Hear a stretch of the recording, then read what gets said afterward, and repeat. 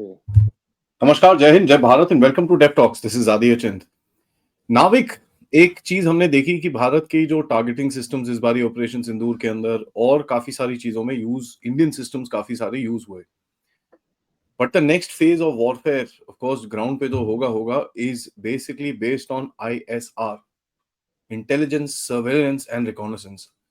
आप कितने अपने सिस्टम्स को अपने सिस्टम्स के साथ कनेक्ट कर सकते हो for targeting, which includes artillery, which includes tanks, which include infantry on the ground, and of course in the air and under the sea, under and over the sea.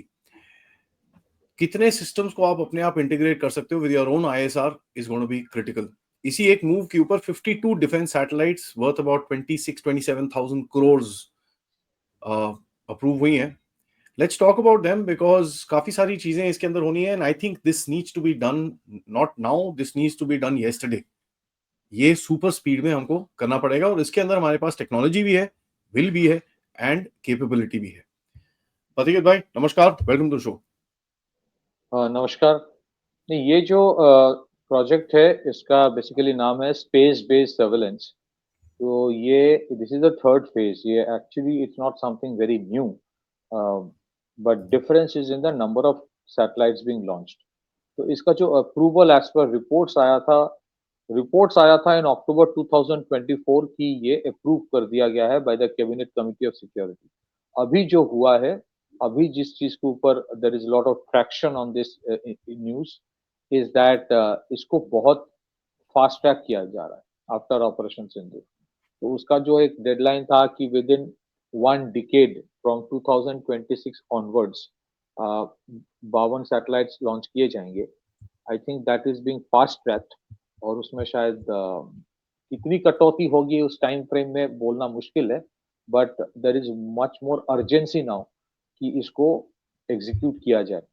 तो ये space based surveillance systems जो है, space based surveillance में it actually started, let me give you a little bit of background. It started in 2001 by Vajpayee ji government, and उसमें that time 4 satellites were launched. It was Cartosat 2A, Cartosat 2B, Eros B and Resat 2. तो उसके बाद 2013 में जो था SBS 2 was approved by CCS, cabinet committee for security. तो SBS जो second phase था उसमें 6 सैटेलाइट्स लॉन्च किए गए थे इन द नेक्स्ट से प्रोबब्ली 7 to 8 years। उसमें था Cartosat 2C, 2D, 3A, 3B, Microsat 1 और RISAT 2A। The interesting phase is that, interesting aspect ये है कि पहले फेज जो था स्पेस बेस्ड सर्वेलेंस, जो कि डिफेंस सर्वेलेंस बेसिकली है, उसमें 4 सैटेलाइट्स थे 2001 में। सेकेंड फेज में 6 सैटेलाइट्स थे। थर्ड फेज में जो अप्रूव हुआ है वो 52 सैटेलाइट्स है। So there is a quantum leap in that from 6 to 52। और ये जो 52 सैटेलाइट्स है, ये लॉन्च कौन कर रहा है? ये लॉन्चिंग बेसिकली जो है ये डिवाइडेड है। 21 सैटेलाइट्स जो है इसके, ये इसरो लॉन्च करेंगे। Out of 52 satellites 21 satellite 21 satellites ISRO launch करेगा और 31 satellites will be launched by the private sector of India. तो ये जो सैटेलाइट्स होंगे ये बेसिकली 2 लेवल के होंगे। ये जो लोअर अर्थ ऑर्बिट्स होता है उसमें होंगे, और जियो स्टेशनरी ऑर्बिट्स। बेसिकली जो लग रहा है कि जियो स्टेशनरी ऑर्बिट्स में जिसमें बहुत बड़े पैमाने में प्रोफिशिएंसी इसरो की है उस टाइप ऑफ सैटेलाइट लॉन्चिंग में। सो दैट इज व्हाट वो PSLV या GSLV से जो करते हैं वो इसरो करेंगे। और लोअर अर्थ ऑर्बिट को सैटेलाइट्स जो 31 सैटेलाइट्स है वो प्राइवेट सेक्टर लॉन्च करेंगे। और ये प्राइवेट सेक्टर जो लॉन्च करने की आज एक कैपेसिटी बिल्ड धीरे धीरे हो रही है इंडिया में, इसके लिए a lot of credit goes to the Modi government, क्योंकि space sector was a monopoly of ISRO और द गवर्नमेंट ऑफ इंडिया। लेकिन उसको खोला गया था, it was liberalised for the Indian private sector around 2020-21, जब आत्मनिर्भर भारत की बहुत बड़े पैमाने में काम चल रहा था। Now you have many companies who have come up, जो सैटेलाइट लॉन्च करने की काबिलियत रखते हैं, सैटेलाइट्स बनाते हैं। So some of those names are very popular. तो एज पर रिपोर्ट्स 3 कंपनीज को शॉर्टलिस्ट किया गया है for launching these 31 satellites, private sector जो लॉन्च करेंगे। बट उनका name have not been made public for obvious reasons। तो बेसिकली ये जो हो रहा है पोस्ट ऑपरेशन सिंदूर, ये जो फास्ट ट्रैकिंग हो रहा है, ये सैटेलाइट लॉन्चिंग की 52 सैटेलाइट्स, ये these are dedicated defence satellites, these are not meant for anything else. और इसका all the three services would have dedicated satellites for missions, चाहे वो लैंड मिशन हो, एयर मिशन हो, और maritime based missions. And the interesting thing is that there's a doctrine that is being worked upon. It's military space doctrine है, उसको कहा जा रहा है। तो उसको वो रिपोर्ट भी government is bringing out very soon कि what is your understanding and your approach towards. इसका मतलब ये नहीं कि वेपनाइजेशन ऑफ द स्पेस है, मिलिटराइजेशन और वेपनाइजेशन ऑफ स्पेस बहुत अलग चीज होती है। वेपनाइजेशन ऑफ स्पेस होता है कि you have space based missile systems या फिर any kind of systems, space based missile नहीं, space any kind of space based weapon systems, चाहे वो लेजर हो या जो भी हो। मिलिटराइजेशन ऑफ स्पेस होता है बेसिकली जिसमें आपकी सैटेलाइट्स होती है dedicated for and anti satellite capabilities थोड़ा बहुत। सो इसमें दो तीन और चीज है मिलिट्री स्पेस डॉक्ट्रिन्स के साथ। ये जो सर्वेलेंस सैटेलाइट्स के एक और हिस्सा है जो स्पेस डॉक्ट्रिन में आ रहा है, that is invariably your anti satellite capabilities. तो anti ASAT missile system जो लॉन्च किया था, टेस्ट किया गया था 2019 में, उसके साथ there is another part of space based surveillance. वो होता है आईएएफ का जो लॉन्च कर रहा है, इसको स्यूडो सैटेलाइट्स कहते हैं। इसको this is also called high altitude platform systems, HEPS.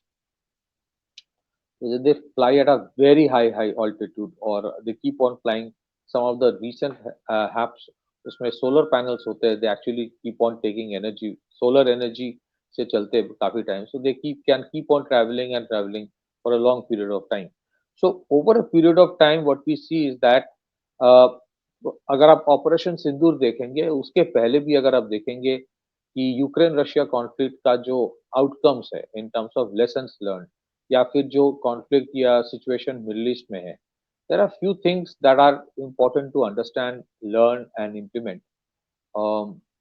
एक तो ये है कि मॉडर्न वॉरफेयर में ये नहीं कि इन्फेंट्री का रेलेवेंस कम हो गई है, but most of the time your conflicts will be on the sky, वो चलता रहेगा, वहीं पे चलता रहेगा। सो आपकी इंटरसेप्शन कैपेबिलिटी, आपकी सर्वेलेंस कैपेबिलिटी, आपकी रिकॉन अर्ली वार्निंग कैपेबिलिटी, और आपकी डीप स्ट्राइक कैपेबिलिटी, ये इसके ऊपर you have to work a lot. Every country और वर्थ द नेम, उनको अब समझ में आ रहा है कि along with creating a drone force, या by the way we were talking about a drone force a few days back, आप ही का आपने एक टाइटल दिया था।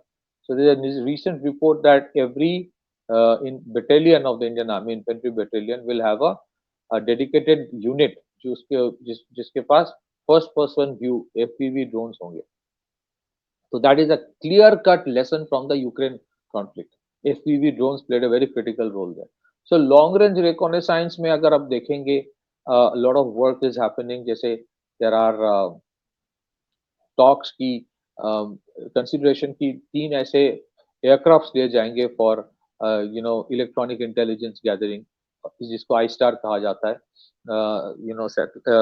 Surveillance target acquisition intelligence gathering, intelligence service surveillance target acquisition and reconnaissance. So they might be Boeing based और Bombardier based jets.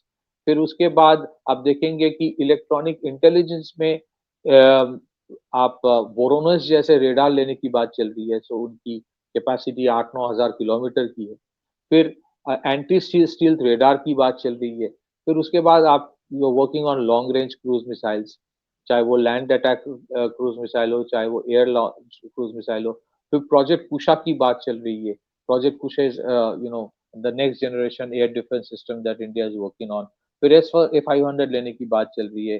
फिर उसके बाद आपकी प्रोजेक्ट विष्णु की बात चल रही है, which is a very interesting project. इसके बारे में शायद थोड़ा हम लोगों ने पहले एक प्रोग्राम में बात किया था। प्रोजेक्ट विष्णु जो है उसमें DRDO is working on 12 distinct hypersonic satellites. This is a very big thing. I mean, that is in a developmental stage now. कोई अभी implement नहीं हुआ है. But उसमें से some of the projects, some of the names that are coming up, one of that is SB-04, जो short range ballistic missile है. उसका third stage will be hypersonic. Capability उसकी होगी. So a lot of work is happening, lessons learned, and उसके बाद बाकी जितने सारे inductions of capabilities हो रहा है वो अलग चीज है. But space based surveillance में ये दिखाई दे रही है कि it's a quantum leap happening from 4 satellites to 4 satellite in phase 1 to 6 satellites in phase 2 to 52 satellites in phase 3. That's a huge leap. That shows कि how the trajectory and dimension of conflict itself is changing. तो ऐसा नहीं है कि सिर्फ India कर रहा है. बाकी जिन देशों के पास कैपेसिटी है सैटेलाइट लॉन्च करने की या जिनकी थ्रेट परसेप्शंस जैसी है उस हिसाब से आप देखेंगे major countries worth the name. हालांकि इंडिया की थ्रेट्स काफी ज्यादा है उनसे. You would see they are also working on massive satellite launching capability development and that is the way things are moving. तो अभी ये जो फास्ट ट्रैकिंग हुआ है that is one of the many projects which are being fast track. वो I star वाला भी fast track किया जा रहा है. there's a report that India की जो एयर रिफ्यूएलर्स है उसके ऊपर फास्ट ट्रैकिंग चल रहा है कि we need more number of air refuellers. फिर उसके बाद माइन स्वीपर्स जो है उसके ऊपर काम चल रही है कि माइन स्वीपर्स बीच में थोड़ा बैक मतलब it was put into the back burner. वही टिपिकल सिंगल वेंडर सिचुएशन और आगे नहीं बढ़ रहा है. So we need to come out of that single vendor mindset. अगर कुछ और ऑप्शंस नहीं है आफ्टर योर टेक्निकल इवैल्यूएशन जो है उसकी के साथ नेगोशिएट करो. You can't keep on waiting for eternity just because you have a single vendor situation. You need to find a solution for that problem. So ये जो एक हम लोगों ने अपने लिए these are self imposed hurdles. हमारे ब्यूरोक्रेटिक hurdles हमारी है. This is a self imposed hurdle कि single vendor situation है तो आगे नहीं बढ़ना है. We need to come out of that. So अभी we see a lot of urgency on the part of government which is very good. क्योंकि अभी जो टाइम है forget about ऑपोजिशन क्या बोलेगा. अभी जो टाइम है फॉरगेट अबाउट एलिगेशन क्या आएगा. You just need to develop your capacity क्योंकि जैसे हम लोग कल भी बात कर रहे थे the next conflict might be round the corner and it's not something a good news. It's not a good news. It is terrible because no conflict is good. But these are things that you have to face because आपकी खुद की aspirations है. Because आप एक अलग राह बना रहे हो. You will face it. So for that you need to work and it's good that the government is not just working on them. हम लोगों ने देखा था पिछले साल last financial year which ended in March 2025 2024-25 की जो था उसमें 2 लाख करोड़ के ऊपर कैपिटल एक्विजिशन का कॉन्ट्रैक्ट दिया गया था. This time also a lot is being worked upon. Some major announcement will come, but what is more important is fast tracking. And last but not the least, ये इतना ही important है जितना कि एक एयरक्राफ्ट कैरियर या Rafale deal होता है. आपकी surveillance and interception capability these are as important as acquisition of front line offensive platforms. लेकिन इसके ऊपर उतनी चर्चा नहीं होती है. इसको हाँ ठीक है ऐसा लगता है कि ये भी. But these are more important क्योंकि आप देखेंगे जो सक्सेस दिखाई दी ऑपरेशन सिंदूर में in terms of interception capability. It's because you invested heavily in Akash Tir. It's because you invested heavily in your radars. It's because you invested heavily not just in air defense systems, not just in S-400 and Akash and MRSAM, but also in the radar. Radar mein capability was the most critical part. Right? So that's how it is. Back to you. I wanted to, actually put across a harder point in this because देखिए battlefield में the main game today is the battlefield area dominance, right? Area dominance is basically achieved due to targeting. ठीक है, good, correct, accurate, precision targeting. अब आप देखिए आपने जिस तरह से चीजें करी नूर खान में, जो आपने precision targeting करी, you blew up their C4 command control, पूरा उनका स्ट्रक्चर ही उड़ा दिया आपने उसका. He was blind. अगर वो लड़ना चाहता भी he can't. तभी he just put up his hands and said भैया ठीक है. This is the key. Now that talks about constant monitoring. That talks about integration of systems. Systems of systems का जो सेटअप हम लोग बात करते रहते हैं इसके बारे में. In the sense आपका जो frontline infantry soldier है, that guy is connected to the system. ठीक है, who's got battlefield intelligence. सामने क्या हो रहा है उसके, कितनी दूर पे एनिमी है, कितना क्या है, कितना उसका and which is also integrated to the air defense systems. So if there is an update coming in from the ground forces, it's वो पूरा integration and the entire command structure knows क्या हो रहा है. The information जो network centric warfare जिसका नाम बहुत चलता है आजकल, this is because information is the key to everything. You can't fight blind. वो कर ही नहीं सकते आप. Otherwise you're just lost and the enemy will just pound you in 5 minutes. ठीक है. आजकल तो अगर आप देखो FPV ड्रोन जैसे प्रतिकृत साहब said, and you need to make a point on this that जिस तरह की drone thing that I've been talking about is basically envisioned like this कि भाई आपको पता है यहाँ से कोई 1 लाख बंदे आ रहे हैं आपके ऊपर अटैक करने के लिए, आप 2 लाख ड्रोन भेज दो उसके ऊपर FPVs वहां पर. Imagine the kind of damage it will do, and you don't even need to send 2 lakhs. Just about 10,000 drones will do the job. Because when these drones start falling on people, it creates chaos. It creates chaos in the entire structure. Tanks के ऊपर, इसके ऊपर, उसके ऊपर. It creates a huge amount of chaos.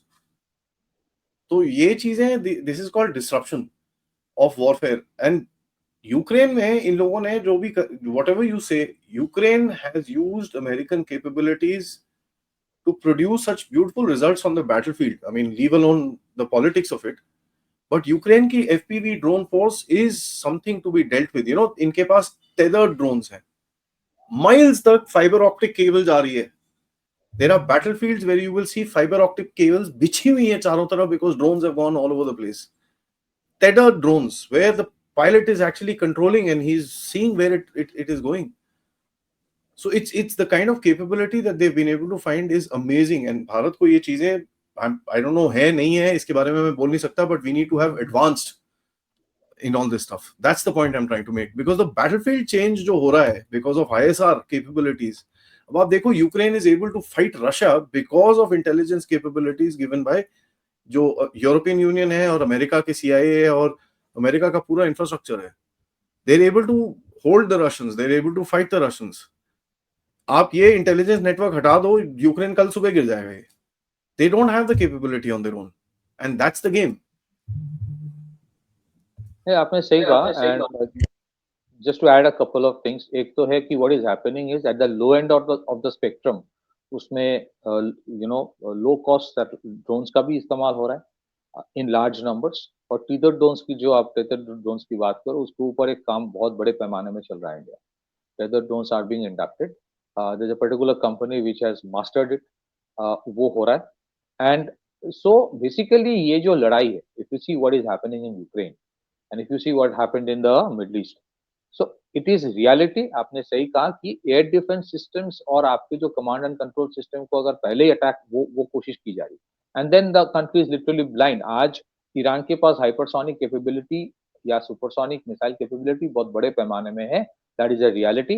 But at the same time Iran के अभी भी air space में अगर इजरायली प्लेन्स घूमे तो दैट्स नॉट सरप्राइजिंग, क्योंकि उनके पूरा एयर डिफेंस सिस्टम्स और कमांड एंड कंट्रोल सिस्टम को ही बर्बाद कर दिया. तो that is a very important aspect of any conflict. ये ऑपरेशन सिंदूर में भी दिखाई दिया. तो दैट इज वाई आप देखोगे आपके कमांड एंड कंट्रोल सिस्टम्स और भी नीचे चला जाएगा, जो सबटेरेनियन बैटल्स और भी नीचे चला जाएगा, so that can not be hit. That is why again the improvisation is happening when you are using ballistic missiles और आप सोच रहे हो कि क्या इसको मैं बंकर बस्टर बना सकता हूँ. So a lot of established theories और डॉक्ट्रिन्स बदल रहा है और बहुत सारे इम्प्रोवाइजेशन हो रहा है, जिसमें देसी जुगाड़ जैसे हम लोग भाषा में बोलते हैं.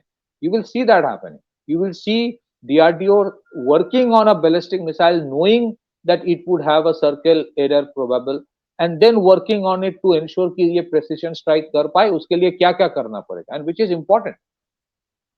Similarly, there's a company called BSS. वो क्या किया? They are actually working on a drone-based assault rifle. वो एक normal एक AK-203 लिया, उसके साथ they worked on it with a small drone, and that AK-203 flies around. Imagine an AK-203 flying at probably around 100 meters and firing. So we have to see, so that is where what has happened in the last 3-4 years. There is a lot of improvisation. So established theories are being challenged. So इसी वजह से, और ये एक चीज मैं कहना चाहता हूँ, ये पाकिस्तानी जो हमारे दर्शक हैं ऐसे ना सोचे कि भाई बहुत इंपॉर्टेंट हो गए, वो 52 सैटेलाइट लॉन्च किया जा रहा है आपके लिए, ऐसा नहीं. This is primarily for Indian Ocean region. Indian Ocean region. 52 satellites is not going for Pakistan. This is for the entire spectrum of region. क्योंकि आपकी अगर इकोनॉमी धीरे धीरे बढ़ेगा, you have to keep an eye on your maritime trade routes. You have to keep an eye on your shipping routes. You have to keep an eye on your exclusive economic zone. You are creating an integrated architecture जहाँ पे interoperability is an important aspect, जहाँ पे seamless communication होगा, जहाँ पे all of this will be fed into a system. And that is why the integration of the armed forces, जहाँ पे you have one chief of defense staff, chief of and then that entire chief of defense staff working, office of CDS working with the different arms to integrate. uh, an integrated battle structure is gradually coming up, where everybody would have the same kind of information as and when required. और उसके ऊपर you have to take decisions कि how do you. So this is why 52 satellite is not a small thing, and इसमें private sector का एक बहुत बड़े पैमाने में role होगा. So many of these startups are coming up. Good thing is that आज ड्रोन्स में या फिर जो small satellites, lower earth orbit satellites, उसमें the startups are doing a phenomenal job thanks to the government की opportunities बनाए जा रहे हैं. नहीं तो पहले ऐसे बहुत सारे जीनियस लोग जो होते हैं बच्चे बाहर चले जाते थे, but today opportunities are being created. हाँ, हर्डल्स भी होंगे, ऐसा नहीं कि पूरा केक वॉक है. So I will request them, if you have the capability. बहुत सारे टाइम आपके शो में लोग पूछते हैं कि what can we do for the country. अगर आपकी वो टेक्निकल प्रोफिशिएंसी है, please start something, start a startup. And wherever we can help in terms of guiding, we can't have that technical knowledge like them, but we can help them in guiding in terms of what can be done, because opportunities बहुत सारे हैं. So ये 31 of these satellites being made by private sector, being launched by private sector itself is a huge leap for India. जब where it's only 3-4 years that the whole structure of private sector being allowed in the space sector is being opened up. So overall एक structural shift दिखाई दे रही है, and government is willing to spend money. It's primarily for the protection of the country, and उसका एक जिसको कहते हैं ना multiplier effect civilian sector में भी होता है. Multiplier effect in the sense that when you make something for defense, that would always have a civilian application as well. So you would see many of these improvisation would invariably help in other areas of communication, in other areas. Let's see how it works out. Back to you. Indeed, thank you so much for that update. Guys, video को like करिए, subscribe करिए channel को, and share this with your friends and families. And आप लोग इस channel की तरफ please contribute कर सकते हैं यूजिंग द QR कोड या पेपैल या super sticker, super chats. Also guys, आपके कमेंट्स में please let us know if there is some other particular topics in defence that you like us to cover, क्योंकि इसके ऊपर focus हमारा बना रहेगा. And there's a lot of more work that is going to happen through this channel with regards to this, क्योंकि defense is the key. आगे जाके that's the thing, and आत्मनिर्भर Bharat is the key. So thank you and namaskar. Jai Hind, Jai Bharat.